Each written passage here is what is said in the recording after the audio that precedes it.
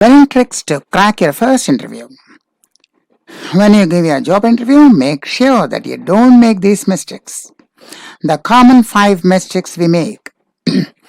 Those who are giving job interview for the first time, avoid these 5 mistakes and get the winning edge by cultivating these practices. So, winning tricks to crack your first job interview. Speak with assertion yet modesty. Both are essential. You will speak with assertion and authority, and yet you will have modesty and politeness. Because the tone must imply, I know my job well, but I'm willing to learn and improve. This should be the tone. This is what you're going to convey. I know my job well, but I'm willing to learn and improve. The interviewers and the candidates are at par, on an equal footing, because the candidate needs a good job as much as the employer needs a good worker. So the need is equal on both sides. If the employer has choices, if he thinks, if not you, there are others, the same applies to the candidate as well. If not this company, there are others. So have no feeling of inferiority complex or undue humility or fear or anxiety. But that does not mean you should be haughty and overconfident. Being polite and respectful cannot be compromised with at any cost. So, first tip, speak with assertion yet modesty, implying, I know my job, but I'm willing to learn and improve. Second, give due attention and respect to every member in the committee. Sometimes the interview panel consists of more than one member.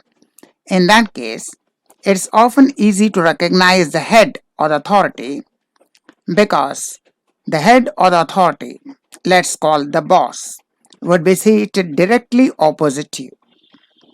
And also, it is the boss who would begin and end the interview. So just accord a wee bit greater importance to the boss than to others. However, do not address exclusively the boss. Do not address exclusively the member who asked the question. The replies must be addressed to the committee or panel as a whole. That means, by turn, the eye contact must be with every member in random order for a brief duration, and the entire arc or semicircle of interviewers must be covered in your sweep. Let no one feel neglected. At the same time, convey the message, your ability to carry on with a heterogeneous group at the workplace. So, if the members are seated in a semicircle, you will have to cover all the members while replying, no matter who asked the question. Then we have got the step number 3. Avoid non-verbal sounds. If at all, replace them with pause. Now, we did not say avoid non-verbal communication. Non-verbal communication is vital. We said avoid non-verbal sound. Eye contact and polite smile are indispensable. But shed these habits. If you have got the habit of occasionally saying shed the habit.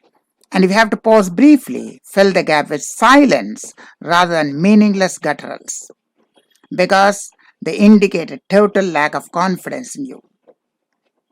If you accidentally make a slip, never get nervous.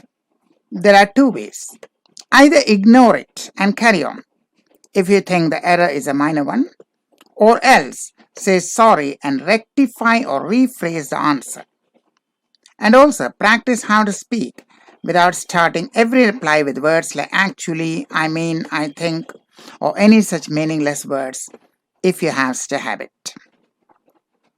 So clear delivery, avoiding non-verbal sounds. If at all there is a pause, the pause must be a total silence.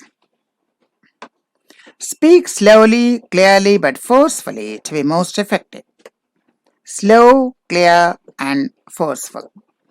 When nervous, we tend to speak too fast. Control over speed, voice, and delivery.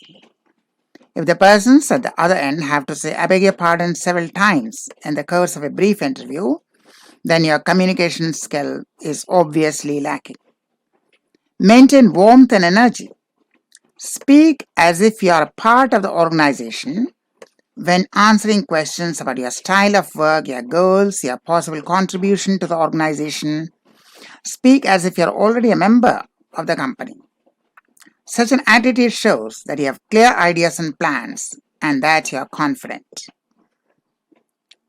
Next, prepare for tricky questions.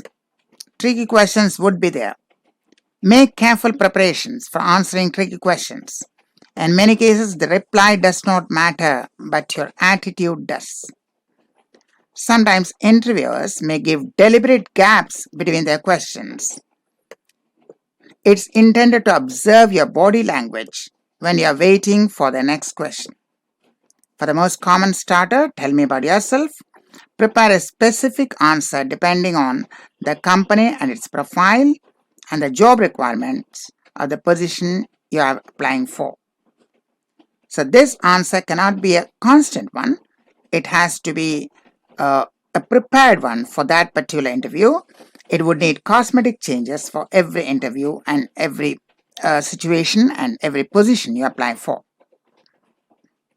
We shall come back with more such tips for success in job interviews. To stay connected with us, like, share, and subscribe to our videos. Thank you and goodbye.